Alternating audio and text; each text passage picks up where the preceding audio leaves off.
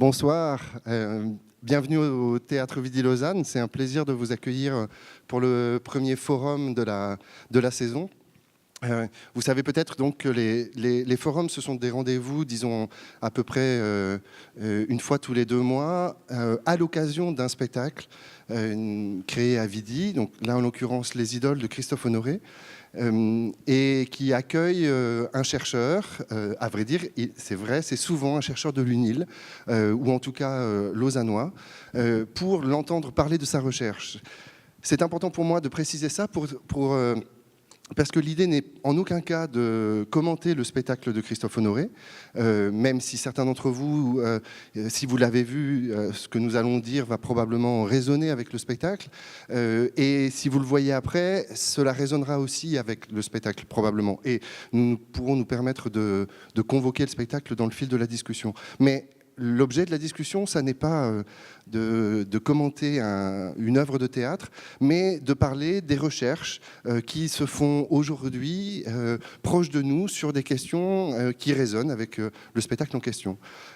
Et en l'occurrence, on a choisi d'accueillir pour ce premier forum de la saison Sébastien Chauvin, alors je te remercie beaucoup d'être là, qui est sociologue à l'UNIL, à l'Université de Lausanne, directeur du Centre en études genre, et d'explorer avec lui les différents terrains, objets, tu diras sujets sur lequel tu travailles.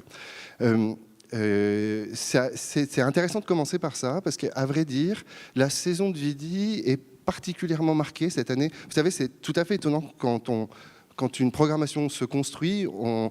Il y a 1001 raisons de programmer un spectacle pour des raisons de calendrier, d'intérêt, de fidélité à des artistes. Et puis, une fois que la liste est faite, on se rend compte qu'il y a des sortes de, disons, fils rouges qui passent de spectacle en spectacle, auxquels on n'avait pas pensé. Or, les questions dont nous allons parler ce soir, je crois, traversent l'ensemble de la saison, résonnant avec plusieurs autres propositions au cours de l'année. Pour n'en citer que 2, nous avons ouvert donc avec Les Idoles de Christophe Honoré, qui revient sur une génération d'artistes morts du sida au début des années 90. Et nous terminerons l'année avec la création de Thomas Ostermeyer, le metteur en scène allemand, création en français, à partir du livre d'un autre sociologue, de Didier Héribon, Retour à Reims. Et évidemment, on entend quelque chose qui résonne de l'un à l'autre. Et au milieu, il y a La Dame aux camélias, montée par Arthur Nozicial, qui sera présentée en mars, et qui est une manière d'analyser l'apparition de la prostitution et du coup de la marchandisation du corps, et notamment du corps féminin, au milieu du 19e siècle. Donc tout ça pour dire que c'est une surprise, mais je crois que ce qu'on va commencer à explorer aujourd'hui, on aura l'occasion d'y revenir tout au long de l'année sur ces relations, pour faire vite, entre sexualité et politique. Alors, Sébastien, comme je te le proposais, je propose qu'on commence par parler de ton parcours, parce que même si, effectivement, par exemple, 2 publications que vous trouverez ici, et qui sont des publications qu'on trouve facilement en Suisse romande, signées par Sébastien, La sociologie de l'homosexualité, co-signée avec Arnaud Lerche, et l'introduction aux études sur le genre. Là, tu es un des 4 auteurs, avec Laure Bérigny, Sébastien, c'est toi, Alexandre Jaunet et Anne Revillard, dont c'est déjà la 2e édition et dont tu m'as annoncé une 3e édition pour l'année prochaine. Donc concerne le genre et la sexualité et l'homosexualité. Pourtant, lorsqu'on parcourt ton CV, c'est loin d'être ton seul espace d'intérêt. Donc est-ce qu'on peut revenir rapidement aussi pour situer ta parole, d'où tu parles d'une certaine façon, par ton parcours? Tu as travaillé sur le travail, tu as travaillé sur l'immigration. D'où tu viens et quel chemin tu as fait, en quelques mots? Oui, c'est vrai que j'ai été intéressé, depuis le départ, j'étais intéressé par la pluralité des rapports sociaux et la manière dont les inégalités s'activent, se reproduisent ou se contestent dans tout un ensemble de lieux.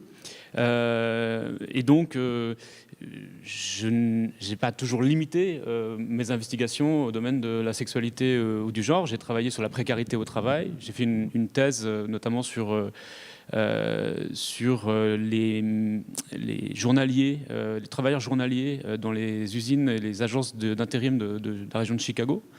Donc c'est vrai que ça a posé des questions sur la migration, sur les droits des sans-papiers, sur la précarité, sur l'externalisation de l'emploi avec le recours aux agences de travail journalier. Et j'allais me faire embaucher dans ces agences et dans ces usines pour ma thèse. Donc j'ai travaillé sur ces objets-là. J'ai aussi travaillé sur les inégalités de classe dans les élites économiques. Récemment, j'ai un travail avec Bruno Cousin sur les élites économiques. Mais ça pose toujours des questions de genre. Par exemple, les élites économiques, on les étudie dans des cercles qui se regroupent et qui sont interdits aux femmes, par exemple. J'ai aussi, quand j'étais beaucoup plus jeune, travaillé en Californie du Nord sur un centre communautaire qui accueillait des jeunes lesbiennes, gays, beaucoup trans, des minorités ethno-raciales, surtout afro-américaines. Moi, j'avais une vingtaine d'années quand je le fais. C'était ma maîtrise, c'était il y a longtemps. Mais bon, voilà, j'ai alterné entre ces différents domaines. Et au cours de ces 20 dernières années, les études sur le genre et la sexualité, que je n'ai jamais quittées, ont pris une ampleur de plus en plus importante. On y a en partie contribué, notamment avec le manuel qu'on a publié. On a assisté à à la fois une institutionnalisation de ces études, qui a fait qu'il y a eu des cours, il y a eu des programmes, il y a eu des grandes revues qui se sont fondées, et c'est devenu un champ de recherche, à la fois les études genre, les études féministes, les études sur la sexualité, qui est devenu très important, et très important dans le monde francophone, alors qu'il était déjà... Il était important dans le monde anglophone, disons une dizaine, une quinzaine d'années avant le monde anglophone, une vingtaine d'années peut-être.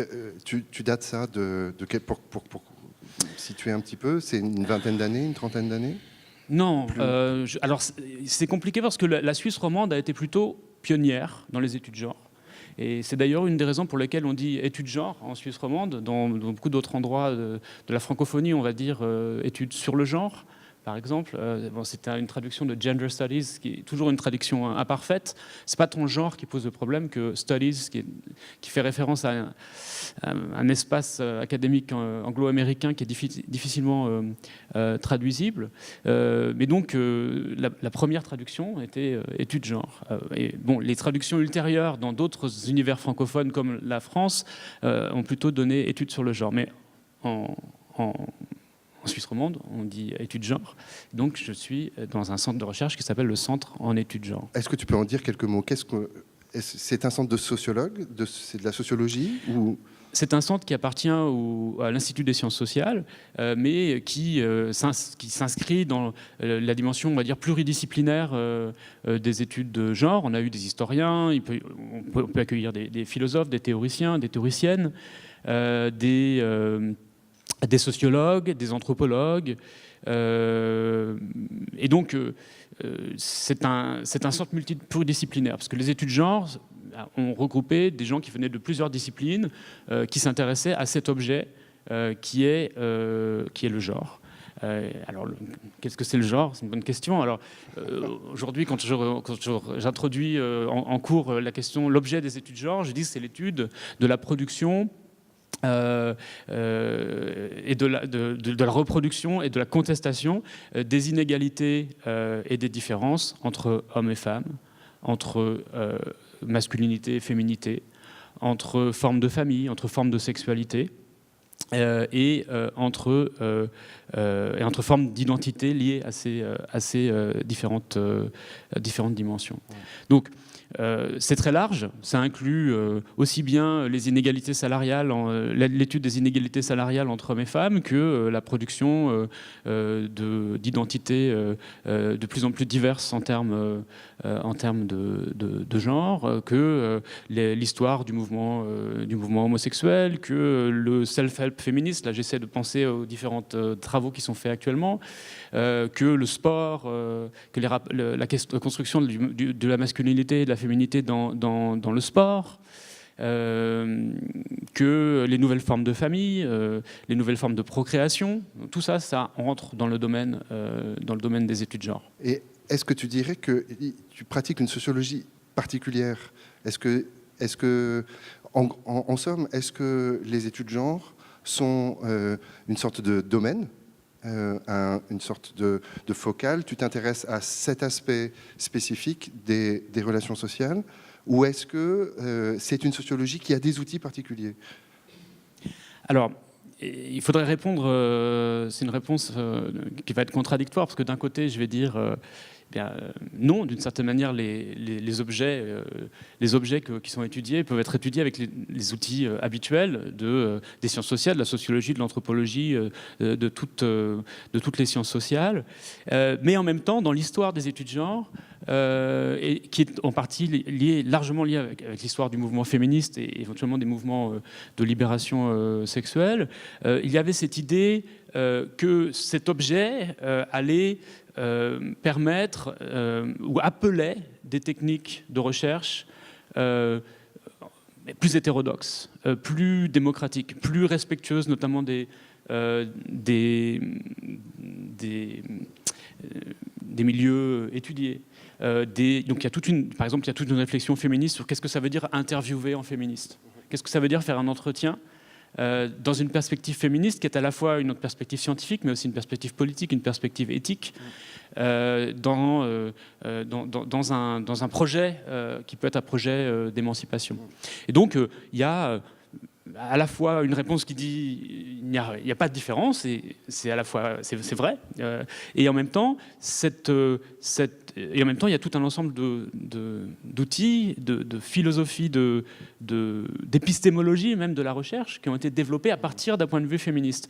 D'une certaine manière, il n'y a pas à choisir entre les deux réponses, puisque ces nouvelles épistémologies de la recherche qui font attention à la positionnalité notamment des chercheuses et des chercheurs, alors l'insertion dans un certain nombre de rapports sociaux, et qu'est-ce qu'elle fait à leur objet de recherche, et qu'est-ce qu'elle fait à leur recherche elle-même. Eh bien, ce sont des soucis qui sont en fait des soucis universels, c'est-à-dire c'est des soucis et c'est des épistémologies qui après ont essaimé dans l'ensemble du champ des sciences sociales et qui ont eu des leçons à apporter à l'ensemble des sciences sociales, y compris des recherches sur tout un ensemble d'institutions qui pouvaient ne pas, ou de milieux, qui ne pouvaient pas immédiatement être pensées comme un objet d'études féministes, mais qui aujourd'hui vont être étudiées de manière beaucoup plus réflexive, beaucoup plus avec des soucis éthiques, avec des méthodes qui ont été et des épistémologies qui ont émergé dans le champ des études féministes. On a beaucoup parlé du genre, mais il y a aussi cette sociologie de l'homosexualité. Oui. Est-ce que c'est un autre terrain pour toi, et qu'est-ce qui t'amène à faire une sociologie de l'homosexualité? Avec une autre question qu'on a commencé à aborder ensemble, qui est quand tu fais une sociologie de l'homosexualité, est-ce que tu ne singularises pas et peut-être marginalises dans le même geste et involontairement un groupe, une pratique, plutôt que de l'intégrer comme une question plus large, justement, et partagée? Oui, alors évidemment, on pourrait faire à peu près la même réponse d'abord, en disant que d'une certaine manière, c'est un objet qui peut être étudié avec les outils classiques des sciences sociales, mais qui en même temps a amené à complexifier ces outils, a été constitué à partir de cet objet en une critique des outils classiques des sciences sociales qui oubliaient notamment du biais, notamment hétéronormatif, de tout un ensemble de recherches en sciences sociales qui partaient du principe que l'hétérosexualité était une norme dans laquelle on pouvait éventuellement analyser des déviances comme des anomalies, ou qui ou qui supposait une fixité des identités, notamment, et c'est tout un ensemble de pensées à travers ce qu'on a appelé la théorie queer, qui ont poussé des sociologues, y compris dans les sciences sociales empiriques, à aller chercher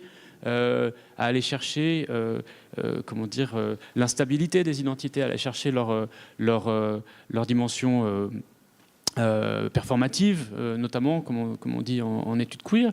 C'est aussi le thème de l'intersectionnalité qui a émergé dans les études féministes. Alors, intersectionnalité. Oui, donc qui a poussé les chercheuses et les chercheurs à s'intéresser à l'imbrication des rapports de pouvoir et à ne pas analyser une situation ou un milieu ou une question à partir du seul prisme essentialisé du genre. Donc ça veut dire que quand on parle de genre, on parle forcément aussi de classe sociale, on parle forcément aussi de rapports de domination raciale, on parle forcément aussi de domination entre urbain-rural, bon, par exemple. Et que, donc ça c'est des appels quasi politico-philosophiques, on va dire, mais ça veut dire que quand on les traduit dans le champ de la recherche, ça veut dire qu'on va faire attention à la positionnalité de nos objets.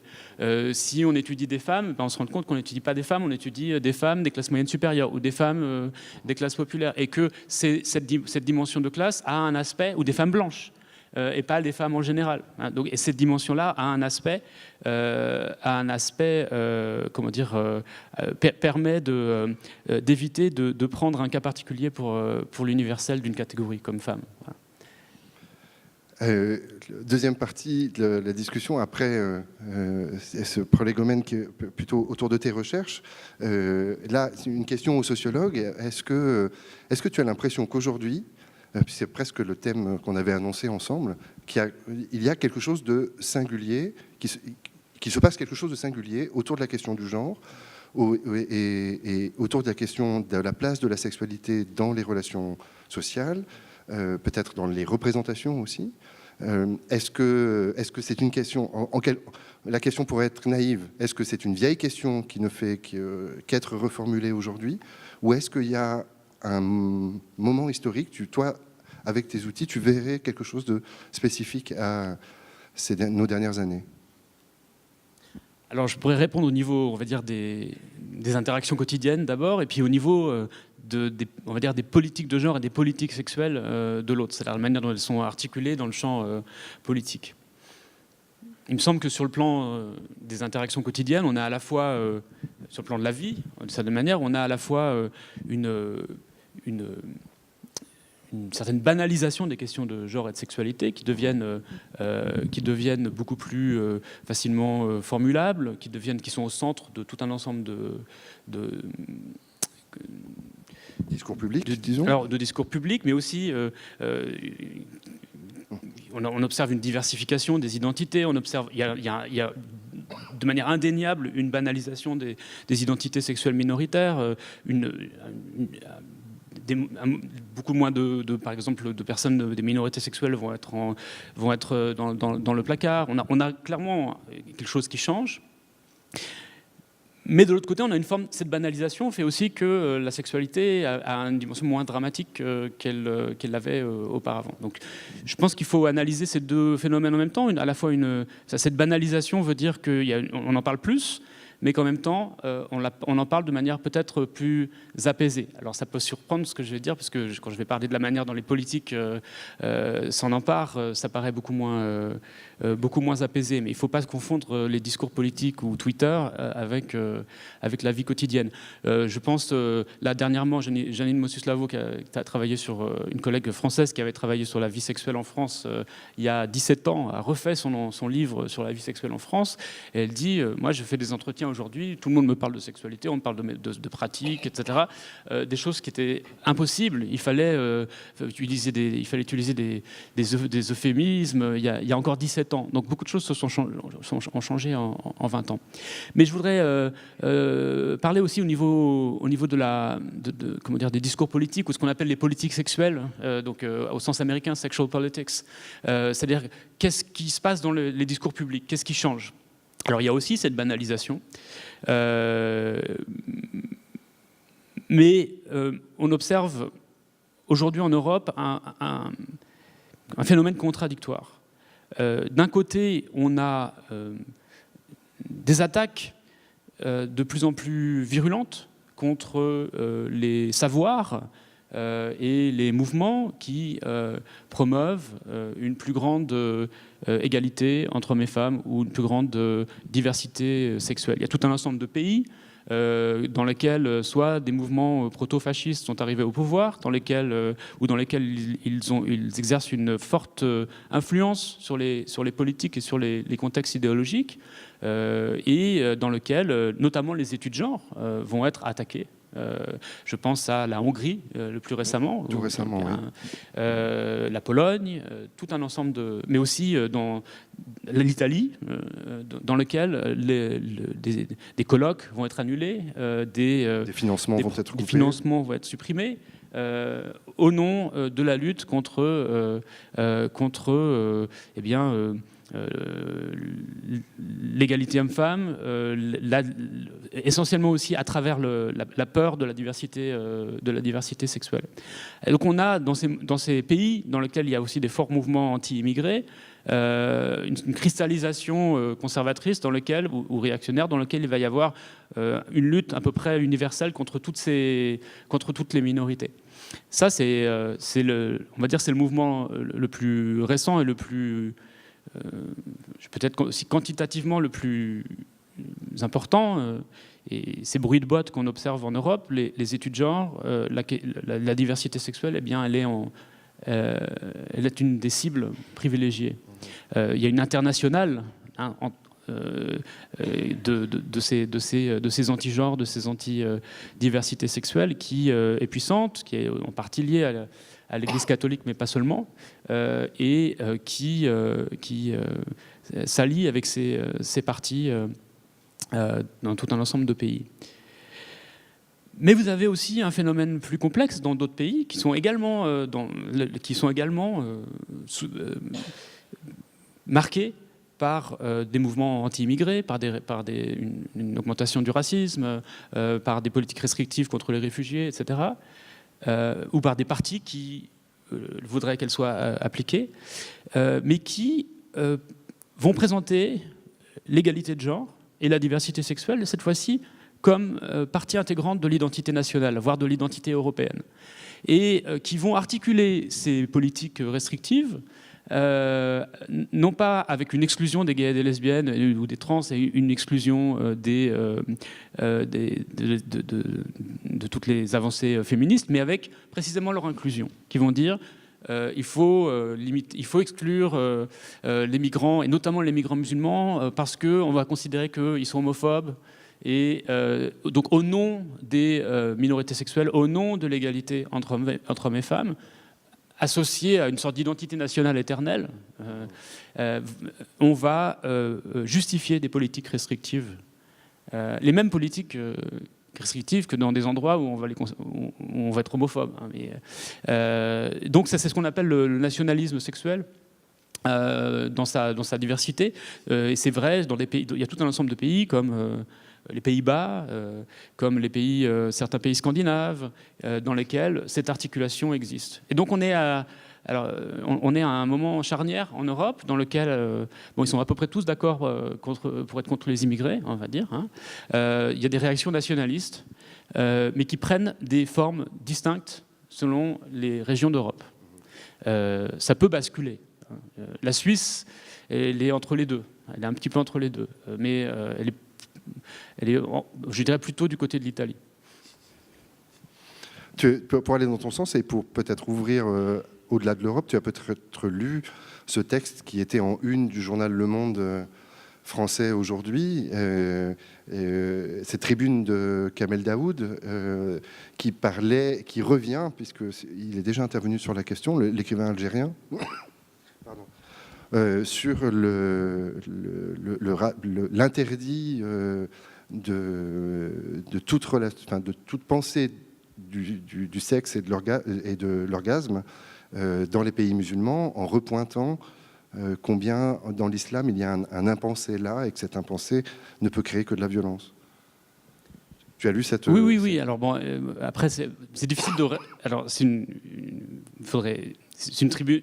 Moi, je ne suis pas dans une position pour donner des leçons aux Algériens, mais comment tu la lis à ton endroit? Alors, je la lis comme l'émergence d'aspiration à la liberté sexuelle dans tout un ensemble de pays, du Sud global notamment. Oui, peut-être je suis un tout petit peu plus, pas pessimiste, mais je suis moins optimiste que Kamel Daoud sur l'idée que le sexe est révolutionnaire et que c'est en libérant le sexe que les gens vont être contre le pouvoir, contre la dictature ou vont revendiquer la démocratie. On sait très bien que la libération sexuelle ne peut s'articuler à des politiques réactionnaires dans plein d'autres domaines, et elle peut aussi, le thème de la sexualité peut être utilisé par des gouvernements dans tout un ensemble de directions. Et donc l'appel à libérer les désirs contre les hypocrisies, une sorte d'appel un peu libéral à la force progressiste du sexe. Bon, depuis, on va dire, Michel Foucault, on est un petit peu plus sceptique vis-à-vis de cette articulation nécessaire entre libération des désirs contre les hypocrisies. Il faut en parler, c'est hypocrite de ne pas en parler, et puis comment dire... En même temps, ce qu'il dit, c'est que tout le monde en parle, et notamment les pouvoirs religieux, oui. Mais pour les castrer, si j'ose dire. Oui. Comment est-ce que le sociologue, par rapport à ce que tu décris, c'est une question compliquée à poser à un universitaire, mais il me semble que tu ne cesses de développer des outils qui sont en dialogue avec la situation que tu décris. Mais comment, comme universitaire, quels sont les outils de la sociologie pour agir sur la situation que tu décris d'un raidissement ou de ce nationalisme que tu décrivais? Alors, il y a évidemment des outils conceptuels d'abord, mais qui sont en lien avec les répressions actuelles. C'est-à-dire qu'il y a tout un ensemble de concepts, comme le concept de genre lui-même, qui vise à étudier, à penser la production des différences, des inégalités entre hommes-femmes, entre masculin, féminin, identité de genre, etc. Et d'une certaine manière, les mouvements, je pense récemment à la Hongrie ou en Pologne, qui vont refuser, ou en France, qui vont se mobiliser contre l'enseignement de ces processus à l'école, par exemple. C'est le mouvement qui veulent qu'on mente aux enfants, par exemple, qui ne veulent pas qu'on leur dise d'où viennent les normes. Donc, c'est des mouvements anti-science, à bien des égards, anti-connaissance. Et donc, ça montre bien qu'un savoir qui peut être un savoir positif, au sens de la science positive, peut avoir une dimension subversive, non pas nécessairement parce qu'il critique, mais simplement parce qu'il montre les processus comme ils sont. Donc, la dimension conceptuelle, elle est importante, mais elle est à la fois la source de résistance et aussi la cause de la répression. Et puis après, il y a la question de l'intervention publique, des sciences sociales, des études genre, dans la presse, dans les médias. D'une certaine manière, la soirée de ce soir est en partie liée à cet effort. Et donc il faut intervenir, il faut jamais se laisser bâillonner. Et à cet égard, il faut aussi être conscient que ce mouvement contre la diversité sexuelle, ce mouvement un peu de backlash par rapport à toutes ces études, eh bien, c'est un mouvement où il ne faut pas exagérer la force. À bien des égards, c'est un mouvement de réaction parce que, comme l'a dit un collègue à moi, eh bien le bon sens a changé de camp. Maintenant, il faut. Avant, le bon sens, c'était l'hétéronormativité. Évidemment qu'elle est toujours largement présente, mais aujourd'hui, il y a tout un ensemble de dimensions de l'inégalité de genre ou de l'inégalité sexuelle qu'il faut venir justifier.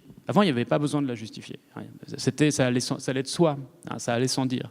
Donc le fait qu'on ait des mouvements violents qui vont mobiliser 100 000 ou 200 000 personnes dans la rue contre le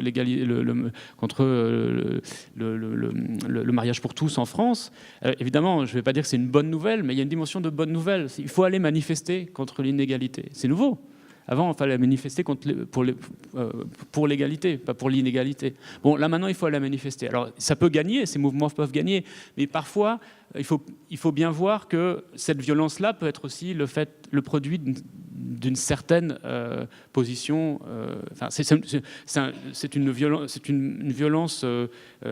peut être une violence d'agacement du fait que le bon sens est bafoué. On n'est plus du côté du bon sens. Donc ça peut créer des violences extrêmement agressives. Voilà, donc c'est pour dire qu'il ne faut pas être entièrement pessimiste, y compris dans le mouvement actuel de backlash et son insertion dans cette Europe où on entend de plus en plus de bruit de bottes. Il y a une chose dont tu ne parles pas et qui pourtant me semble traverser tous tes travaux, c'est qu'il y a aussi une dimension d'historien dans ton travail, et notamment d'histoire des concepts et d'histoire des luttes. Et il me semble que c'est aussi quelque chose d'assez central dans ce que tu apportes dans ce débat. Alors, pour parler aussi au nom des études de genre, je pense que c'est très important. L'histoire est une dimension, c'est l'élément central pour faire une critique, des normes, parce que énormément de nos façons de penser se pensent comme éternelles ou se pensent comme issus comme émanant de la nature, et c'est naturel puisque dans nos activités quotidiennes on a un rapport que les philosophes appellent un rapport naturel aux choses et aux normes. Et donc quand on théorise, on épouse spontanément cette idée de nature. Mais l'histoire est un élément extrêmement puissant. Ça évite de faire des hypothèses ignorantes. Je donne souvent l'exemple du bleu et du rouge, puisqu'il y a des neurobiologistes qui ont essayé de prouver que les enfants sont naturellement attirés par les petits garçons, excusez-moi, sont attirés naturellement par le bleu, et puis les petites filles naturellement par le rose. Alors c'est une hypothèse, après tout, on peut faire toute hypothèse, surtout dans ces sciences-là, mais évidemment que s'ils avaient eu un tout petit peu de connaissances historiques, ils sauraient que il y a encore un siècle, dans nos contrées, le bleu était la couleur des petites filles, c'était la couleur de la Vierge, donc les petites filles étaient en bleu et blanc, alors que les garçons étaient plutôt dans les couleurs chaudes, du rouge, du rose, de toutes ces couleurs un peu plus proches justement du rose. De toute façon, les tout petits étaient tous en blanc, puisqu'il fallait bouillir on faisait bouillir les vêtements, et que donc du coup jusqu'à un certain âge ils étaient tous en blanc. Mais enfin, s'il y avait vraiment fallait choisir des couleurs, le bleu et le blanc étaient pour les petites filles, et puis le rouge et le rose pour les garçons. Bon, évidemment que si on a un neurobiologiste et qu'on ne connaît pas cette histoire, on va faire des hypothèses barrées sur l'origine génétique ou congénitale, enfin selon les hypothèses, ou endocrinologiques, etc., de ses préférences. Alors, ce qui m'interpelle souvent, c'est que dans leur propre champ, les neurobiologistes qui ont essayé de chercher ça, ils ont trouvé des choses. Donc, qu'est-ce que ça veut dire de trouver des choses dont on sait que c'est pas possible, alors à moins que notre patrimoine génétique ait changé en 50 ans, et que tout à coup on soit devenu beaucoup plus nos normes sociales soient devenues beaucoup plus conformes à la nature humaine en 50 ans. Donc, a priori, c'est pas le cas. Donc voilà, ça mène aussi à interroger tout un ensemble de sciences, et le dialogue qu'on essaie de mener, notamment entre les sciences sociales et les sciences de la nature, sert aussi à produire de meilleures sciences de la nature qui ne font pas des hypothèses barrées. Voilà. C'est aussi une histoire des concepts.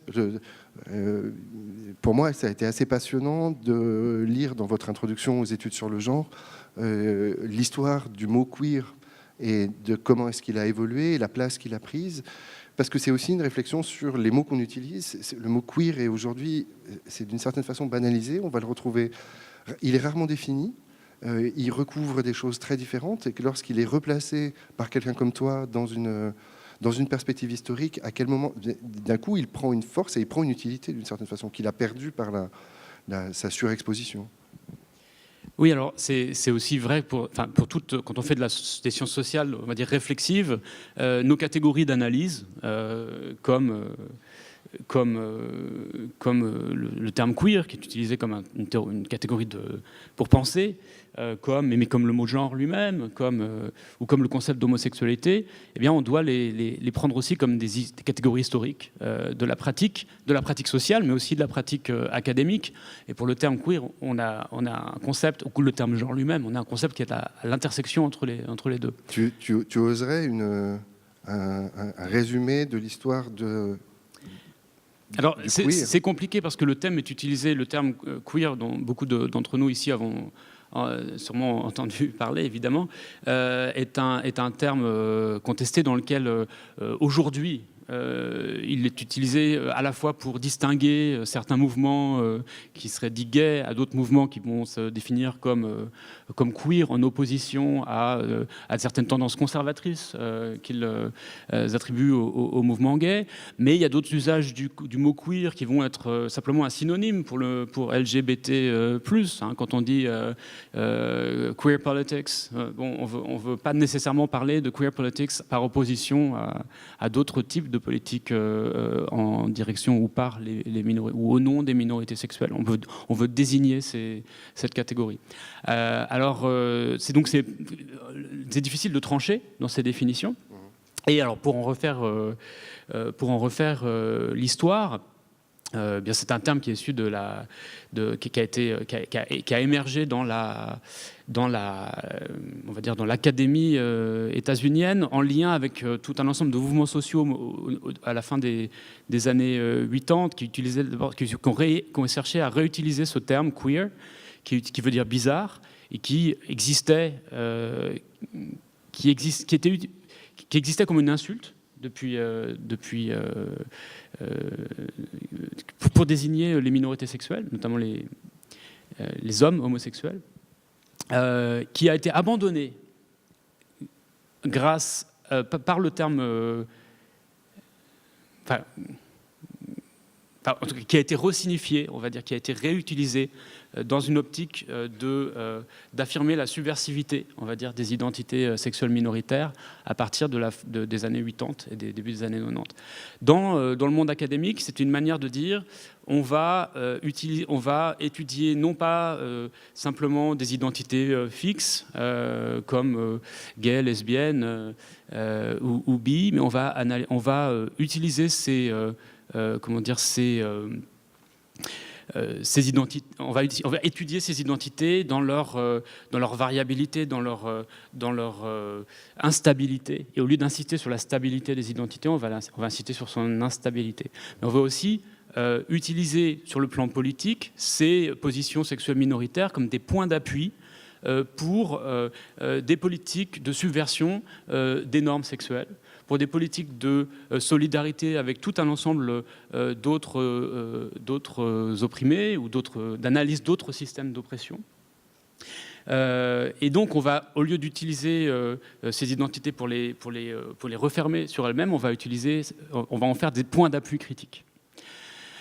Petit à petit, le mot queer a pu être utilisé au cours des années 90 dans tout un ensemble de sens, parfois de manière qui devenait un peu plus identitaire, parce qu'à partir du moment où on dit il y a les queers et puis il y a les autres, d'une certaine manière, on vient poser un problème vis-à-vis de la dimension, on va dire, anti-identitaire, qui était la pulsion anti-identitaire qui émergeait au début des années 90. Aujourd'hui, le mot queer va être utilisé par des mouvements plus radicaux pour se distinguer de mouvements qui jugent plus conservateurs. Parfois, va être utilisé pour parler d'une solidarité avec les différents groupes d'opprimés. Et donc, il y a toute une impulsion qui essaie de vivre aujourd'hui à travers ce terme. Bon, parfois, sous l'étiquette queer, on a aussi des discussions qui sont peut-être moins intéressantes, que je trouve parfois un peu moralisantes, qui passent beaucoup de temps à essayer de distinguer d'établir une distinction entre les bons et les mauvais homosexuels. Ce que je trouve une activité qui peut-être est problématique étant donné l'histoire de cette frontière entre les bons et les mauvais homosexuels. Bon, voilà.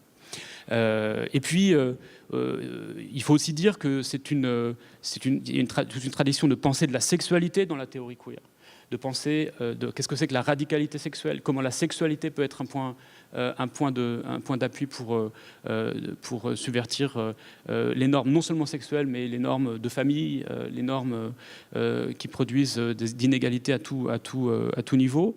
C'est vrai que dans les derniers travaux qui prennent l'étiquette queer, parfois on voit la sexualité elle-même peut-être un peu disparaître de l'objet. Hein, ou dans certains milieux queer, la sexualité dans sa matérialité peut parfois devenir un objet secondaire. Je trouve, mais on pourra en discuter, c'est peut-être un débat. Avec, Ça m'amène à une question qui me semble, sur lequel tu es déjà revenu plusieurs fois et qui me semble traverser, c'est la question de la norme. C'est-à-dire l'évolution d'une norme. Et une question, c'est est-ce qu'il y a aujourd'hui une redéfinition d'une norme? Est-ce qu'il y a encore besoin d'une norme? Ou est-ce on pourrait imaginer passer à une autre manière de concevoir les relations sociales, hors un problème de centre et de marge? Il y a toujours un romantisme des mouvements contre les normes dominantes qui ne pensent pas assez à leur propre normativité. C'est vrai ça a été vrai dans les mouvements de libération sexuelle qui ont été habitués à se penser sur le mode de la résistance à la norme, sans voir qu'ils portaient aussi des contre-normes, qui peuvent être d'ailleurs des contre-normes émancipatrices. Ça n'existe pas des sociétés sans normes. La question est quelles normes, quelles normes. Mais ces contre-normes émancipatrices, elles peuvent aussi avoir des points aveugles. Elles peuvent avoir des points, par exemple, elles peuvent avoir des points aveugles en termes de ne pas avoir pensé la question du racisme, de ne pas avoir pensé la question du néolibéralisme ou le lien entre libération sexuelle et un certain rapport avec le tournant néolibéral du capitalisme. Toutes ces questions, aujourd'hui, sont de plus en plus posées, notamment dans la mouvance queer. Et ce sont des questions qui réinterrogent de l'intérieur la normativité, y compris des contre-normes. Mais ça montre bien que la question n'est pas des normes ou pas de normes, ça n'a pas de sens. La question, c'est quelles normes? Est-ce qu'il y a des normes émancipatrices et puis il y a des normes oppressantes? Oppressantes, oui. Christophe Honoré, pour parler un instant du spectacle, racontait que ce qui l'a amené à faire ce spectacle-là, c'est l'impression que, comme homosexuel, les 30 dernières années, c'est un de tes collègues, Olivier Filleul, qui dit que les homosexuels avaient acquis leur droit à l'indifférence. Et puis que c'est notamment en France, les manifestations contre le projet de loi de mariage pour tous lui avait révélé que non, en fait, il y avait encore une violence dans de l'homosexualité par rapport à une vision, est-ce que c'est patriarcal, en tout cas hétérosexuelle, de la famille, et qu'il avait une responsabilité en tant qu'artiste de ne pas avoir assez travaillé les représentations de l'homosexualité. Et ce qu'on entend, il me semble, et ce qu'on entend dans son film et dans son spectacle, c'est la volonté, la tentative de travailler les représentations en créant de l'empathie, de l'évidence, de la sympathie, de l'humour, de la simplicité, pour des questions liées à l'homosexualité ou au sida, peut-être qu'on reviendra sur ces questions, comme pour les banaliser d'une certaine façon. Est-ce que c'est... et en se disant que le combat aujourd'hui, c'est peut-être l'inverse d'un combat identitaire, d'affirmer une identité singulière, mais au contraire, travailler les représentations pour aller vers une banalisation de sexualités différentes. Oui, alors l'affirmation d'identité singulière et sa banalisation ne sont pas forcément des processus contradictoires, oui, surtout dans nos sociétés. Oui, on voit Christophe Honoré aussi revisiter une période de l'histoire de l'homosexualité dans laquelle la stigmatisation s'est révélée au grand jour, s'est révélée C'est les années 80, c'est les 90. années 80, 90, 80 surtout. Est-ce que c'est l'explication, si on peut oser ce mot-là, serait uniquement le sida, ou est-ce que ça correspond à... Alors, c'est un moment de backlash, encore une fois, c'est un moment de réassociation de l'homosexualité avec la souillure, avec la honte, mais c'est aussi un mouvement de début de mobilisation. Alors évidemment, la pièce elle-même se situe avant les grandes mobilisations, même si elle commence, les grandes mobilisations commencent avant la mort de beaucoup des protagonistes, mais il est problématisé dans la pièce que ces protagonistes n'y ont pas participé et n'ont pas fait de leur maladie, puisqu'ils avaient le sida,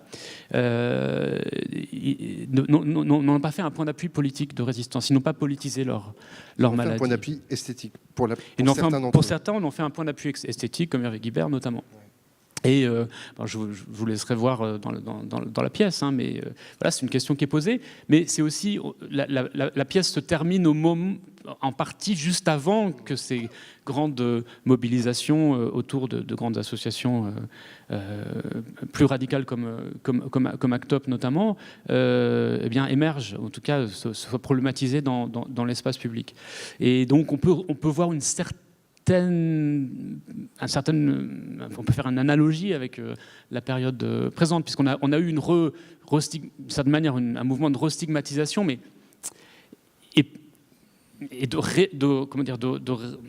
de réassociation entre l'homosexualité et le stigmate. Mais je pense vraiment qu'il faut pas, notamment avec les grandes marches, avec la manif pour tous, etc. Mais encore une fois, il ne faut pas que ça soit l'arbre qui cache la forêt. C'est-à-dire que ce sont ces grandes manifestations, elles sont aussi des réactions à quelque chose qui se passe. C'est-à-dire qu'il y a une énorme... Les progrès de la visibilité lesbienne, gay, maintenant trans, gender fluid, tout un ensemble intersexes, de plus en plus, il y a un mouvement intersexe. Bon, tous ces mouvements, on ne peut pas les... c'est absolument pas négligeable. C'est-à-dire que c'est des luttes à mener, bien sûr. Mais parfois, quand ce sont des identités, des expériences, des manières de se vivre, des expériences intimes qui ont souvent été opprimées par l'invisibilité. Et c'est quand même assez difficile de faire refermer la boîte de Pandore. À partir du moment où il y a eu cet incroyable mouvement de visibilisation, y compris en réaction à ces mobilisations, hein, à travers la parentalité, par exemple, la parentalité gay, mais surtout lesbienne, qui a été très très médiatisée, il y a eu des reportages, il y a eu les gens sont invités, les gens parlent à la première personne. Tout ça, ça débloque des verrous, et c'est très difficile de revenir en arrière. Et je pense que il peut y avoir bien sûr des interruptions. Aujourd'hui, il y a énormément de blocages, mais il y a tout un ensemble en termes d'évolution sociale, idéologique, des représentations qui, je pense, est irréversible. Alors, je suis peut-être trop optimiste, mais je pense que ça explique aussi la violence ou la virulence des mouvements conservateurs. D'une certaine façon, on ne peut que regretter que ça n'aille pas assez vite, mais quelque chose se passe plutôt dans un sens de libération. Oui, parce qu'avant, il n'y avait même pas besoin de dire que c'était mal, parce qu'en fait, je pense que la marginalisation était en partie fondée sur l'idée que ça n'existait pas. Et donc, à partir du moment où ça existe, le débat où les choses doivent être explicitées, le débat sur le pour et le contre est déjà perdu du côté de ceux qui sont contre. C'est-à-dire que il va falloir justifier des choses qui sont injustifiables. L'inégalité, dans un langage qui est impossible aujourd'hui à utiliser. Ce qui était bien du point de vue conservateur avant cette explosion de visibilité, c'est qu'il n'y avait pas besoin de justifier. Et il n'y avait pas besoin d'utiliser un langage antidémocratique pour justifier l'inégalité, elle se justifiait d'elle-même par la croyance que ça n'existe pas, d'une certaine manière. Et puis qu'est-ce qui se passe aussi quand maintenant, c'est plus des psychiatres ou même uniquement des sociologues qui viennent parler qui viennent parler d'objets, mais ce sont des gens qui parlent en première personne, qui viennent dire oui, moi je vais vous parler de ma famille, moi je vais vous parler de mon expérience. Là, on a aussi un verrou qui est débloqué, puisque d'une certaine manière, beaucoup d'entre nous ont été autorisés. Voilà.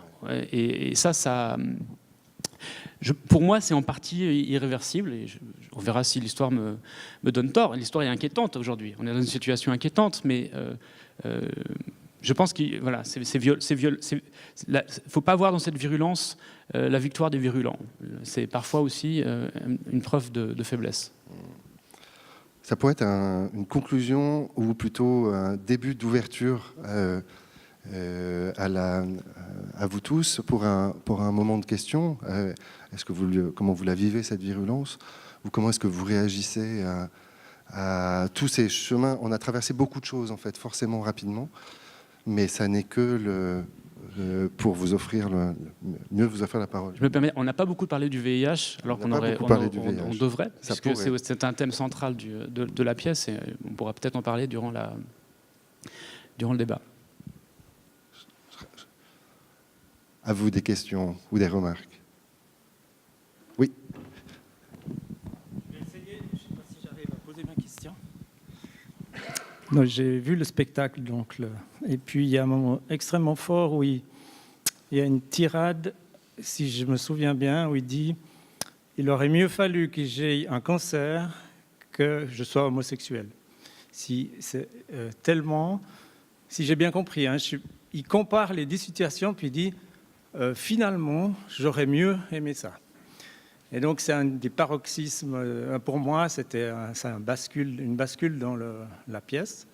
Après, il y a le rapport avec la mort, puisqu'ils vont mourir, et après, il y a des moments très forts face à la comparaison, avoir un cancer et être homosexuel, et avoir le VIH.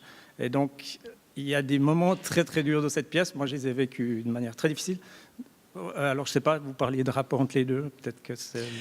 Oui, c'est-à-dire que les années 80 étaient un moment dramatique où on a eu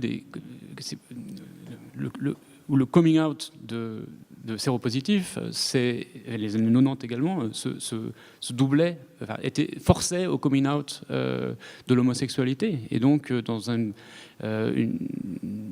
période où des hommes gays avaient pu éventuellement vivre dans une certaine bulle protégée, communautaire, mais tout en étant dans le placard vis-à-vis de tout un ensemble d'institutions, de familles, de milieux d'origine, etc., ont été forcés au coming out de leur homosexualité, peut-être parfois même sans la nommer, mais la maladie elle-même était associée, les deux étaient associés dans cette honte qui marque la citation que vous venez de donner, à tel point qu'évidemment dire qu'on préfère avoir le cancer, c'est-à-dire préférer avoir une maladie qui n'était pas honteuse et qui ne redoublait pas la honte de l'homosexualité. Il ne faut pas considérer que cette honte est terminée. Il y a les études actuelles sur le devenir notamment des hommes séropositifs qui viennent d'être diagnostiqués montrent que pour tout un ensemble d'hommes, pas tous, mais tout un ensemble d'hommes, je pense aux hommes gays en particulier, parce que c'était là le sujet, ça vient rouvrir des plaies non guéries, d'une certaine manière. Ça vient rouvrir des plaies honteuses qu'on croyait avoir dépassées. Et ça vient restigmatiser un stigmate qu'on croyait avoir dépassé. Oui.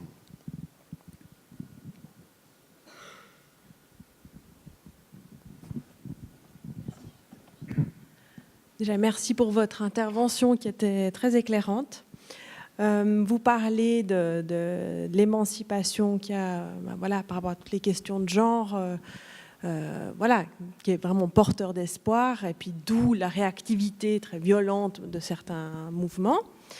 Mais que dire, par exemple, la situation d'autres pays, par exemple au Moyen-Orient, par rapport à ça, quand on voit l'ancien président iranien Ahmadinejad, à qui on demande comment gérez-vous la question de l'homosexualité en Iran, et il répond « il n'y a pas d'homosexuels en Iran ».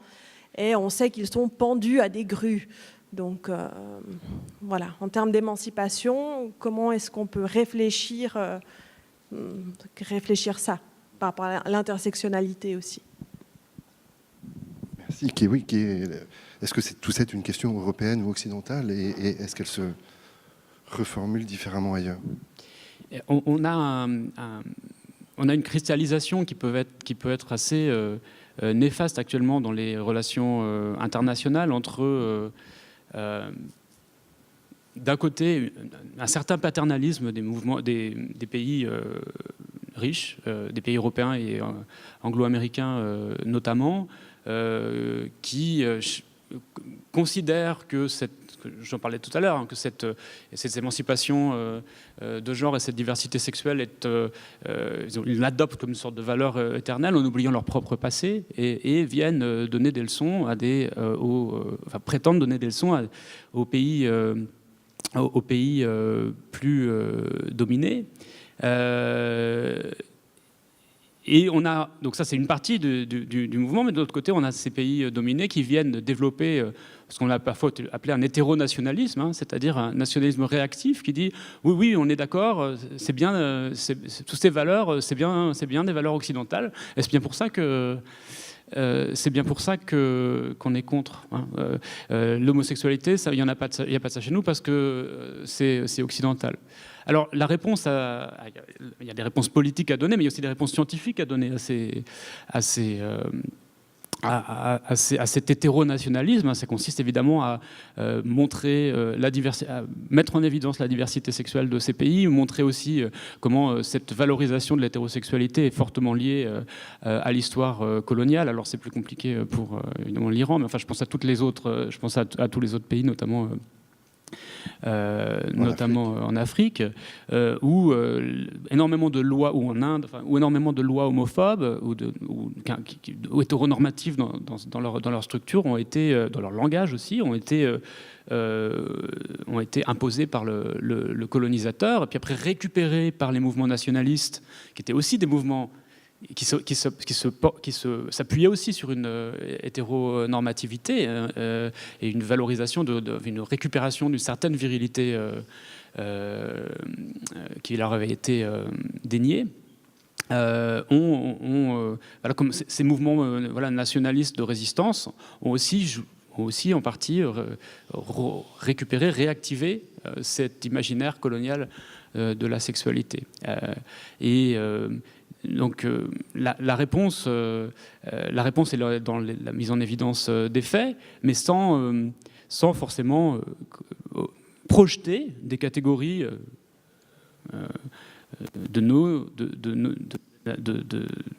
occidentales, mais j'aime pas le terme occidental parce que c'est très divers l'Occident, ça n'a pas sur des pays dans l'écologie sexuelle, dans les types de diversité sexuelle offerts par ces pays peuvent être différents de ceux qui existent dans un pays comme la Suisse, la France ou les États-Unis. Ça ne veut pas dire qu'ils sont incommensurables, et à bien des égards, les mouvements de minorités sexuelles, de minorités de genre, de tout un ensemble de pays luttent pour leurs droits dans ces pays.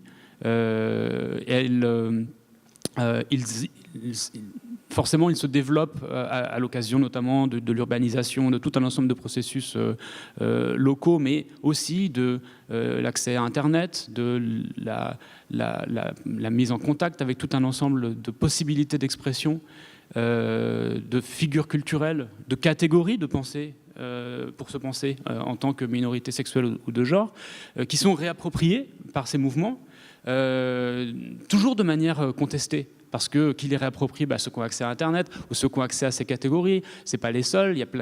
Comme dans tous les autres pays, les identités sexuelles et de genre, elles varient en fonction des classes sociales, en fonction des castes, en fonction de la position dans des rapports de pouvoir divers. Mais il faut avoir une conscience de cette diversité intersectionnelle, on va dire, pour voir qu'il n'y a pas d'un côté une résistance, de l'autre côté une imposition verticale de catégories. Il y a des réappropriations de catégories. Et même parfois, quand on se réapproprie une catégorie, on croit qu'on dit la même chose qu'à San Francisco ou qu'à Paris, derrière un terme, en fait, on utilise une catégorie. Derrière la catégorie, il y a une diversité d'expériences parfois phénoménale. Donc, il faut faire, quand on parle par exemple d'homogénéisation, de globalisation des identités sexuelles et de genre, il faut faire bien la distinction entre le mot, je sais pas moi, gay par exemple, ou même queer ou trans, parce que ce sont des termes qui aussi se mondialisent, et puis les réalités derrière qui sont décrites sous ces termes et qui peuvent être très très diverses. Alors à l'inverse, parfois, c'est pas les mêmes mots, mais ce sont des termes, des modalités d'identification qui peuvent être en fait très très proches. Je veux dire, y compris aujourd'hui, on a des mouvements en Afrique subsaharienne d'auto-identification comme homme pour les gays, enfin pour un certain type d'hommes, pour dire homme qui a des relations sexuelles avec les hommes, en disant je suis pas gay, je suis un homme qui a des relations sexuelles avec les hommes. Alors c'est une catégorie médicale de l'épidémiologie au départ, mais c'est une catégorie qui est aussi utilisée aujourd'hui comme identité. Mais il faut aussi regarder les contenus, hein, quand même. Si on regarde ça en sociologue, on regarde les contenus, quelle frontière entre genre et sexualité, quel type de relation, etc. Et on se rend compte que c'est très proche de ce qu'on a pu appeler par ailleurs gay. Voilà. Donc il faut faire attention au nominalisme, à la fois à croire que derrière un même mot, si on partage le même mot, on partage forcément la même expérience, ou à l'inverse, que si on ne partage pas le même mot, voire qu'on se désidentifie de certains mots, on partage une expérience différente. Même historiquement, vous savez, il y a tout un ensemble de significations qui étaient associées au mot gay par le mouvement de libération gay aux États-Unis, en France, qui, en fait, aujourd'hui, seraient associées au mot queer. Voilà. Donc, il faut, encore une fois, le nominalisme, ça empêche de réfléchir. Il faut vraiment regarder le contenu qui est mis derrière les termes. C'est vraiment très étonnant. C'est ce que tu n'arrêtes pas de dire qu'il faut faire des allers-retours entre le concept et les réalités et en rester à une inquiétude de ce qui se passe réellement et non pas de trouver un bon modèle de pensée, en fait. Oui, je pense que c'est aussi une leçon de la théorie queer, de ses impulsions intellectuelles et politiques qui consistaient à ne pas essentialiser les identités et les termes, mais au contraire d'insister sur leur instabilité. Et c'est une manière aussi d'insister sur notre liberté et sur ce qu'on appelle en sciences sociales l'agency, hein, le fait qu'on ait agi par des normes, mais qu'on ait aussi, en étant les reproducteurs ou les transformateurs de ces normes, ceux qui peuvent les subvertir. Oui.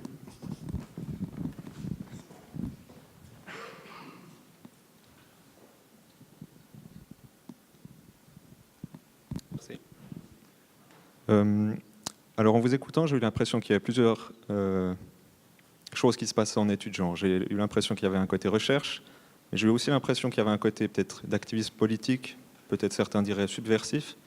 Alors vous avez mentionné la Pologne et la Hongrie, et dans la mesure où ces études sont quand même financées par le contribuable, est-ce que ça ne vaut pas la peine de se poser la question de comment on gère ces études genre, tout comme je ne sais pas si on devrait faire des études communistes ou n'importe, mais si vous n'êtes pas d'accord avec ma prémisse, faut aussi le dire.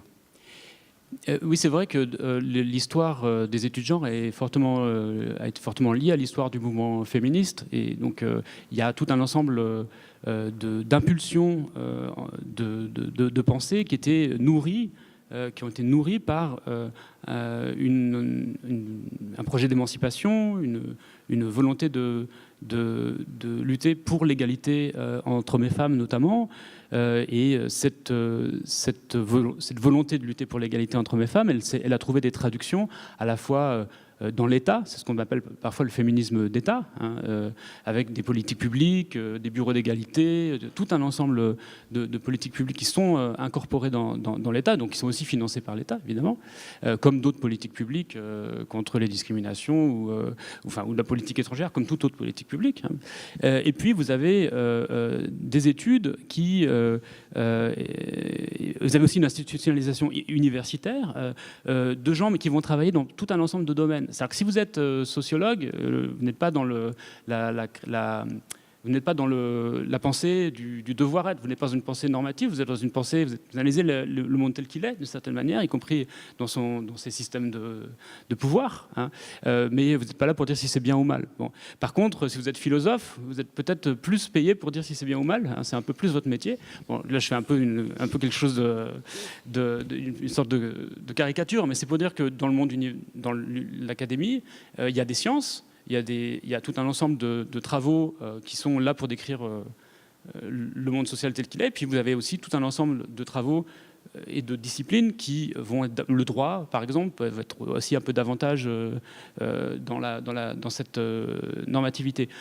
Donc c'est pour dire que le fait qu'il y ait une pensée qui peut être normative dans les études de genre, ça vient aussi du fait qu'il y a plein de disciplines différentes dans les études de genre, parce que c'est un objet, c'est pas une discipline.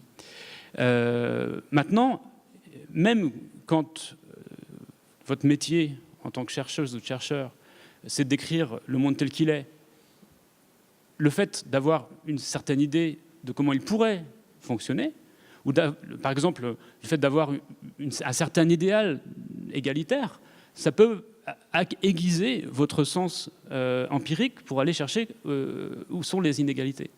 L'étude des inégalités, elle est nourrie par des gens qui certainement sont plutôt intéressés à les réduire. Mais ça ne veut pas dire que les choses qui sont trouvées dans l'étude... quand on fait une étude statistique sur la discrimination, elle est trouvée, si vous voulez. Mais évidemment, souvent, c'est des gens qui sont intéressés dans leur valeur à la réduction de ces discriminations. Parfois, on peut en être victime, par ailleurs.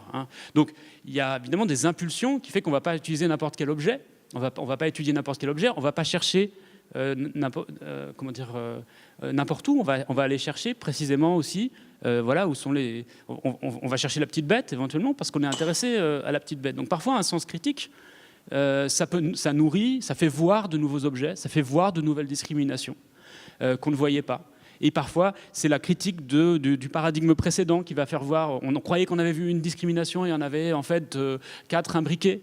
Et donc, c'est bien sûr que l'aspect politique de qu'est-ce qui apparaît comme une discrimination tout à coup plus illégitime qu'avant fait qu'on va aller davantage chercher ses origines, les processus qui la produisent, etc. Donc il ne s'agit pas du tout non plus de séparer, c'est impossible de séparer la production de questions de recherche, la production d'hypothèses, le choix d'un sujet, de toute cette réflexion politique qui est aussi normative sur la justice, le devoir-être, l'égalité, la diversité, etc.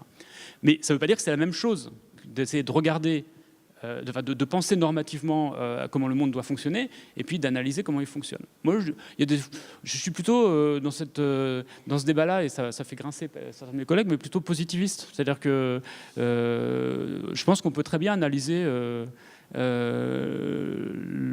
les rapports on peut analyser le monde tel qu'il fonctionne dans ses rapports de pouvoir, et puis on peut aussi l'imposer à des gens qui ne sont pas d'accord avec nous.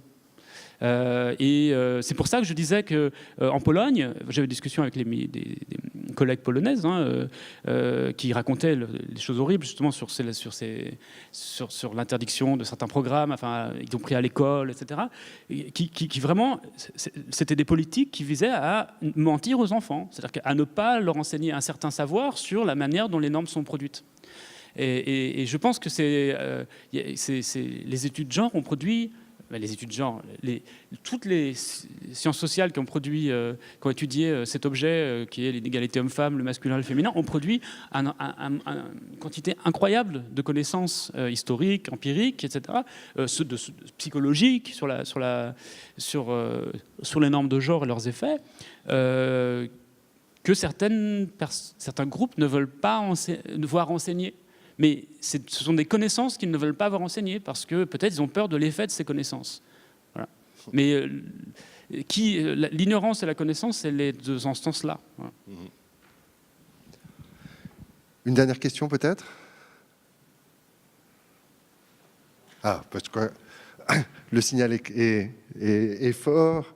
On va arrêter tout de suite, juste pour conclure, vous annoncer les prochains débats. Le 12 novembre, nous accueillons Kamel Daoud, dont nous avons parlé tout à l'heure, l'écrivain algérien. Et le 13 décembre, nous accueillerons exceptionnellement un trilogue entre Thomas Ostermeyer, Didier Héribon et Édouard Louis, à l'occasion des répétitions autour de Retour à Reims.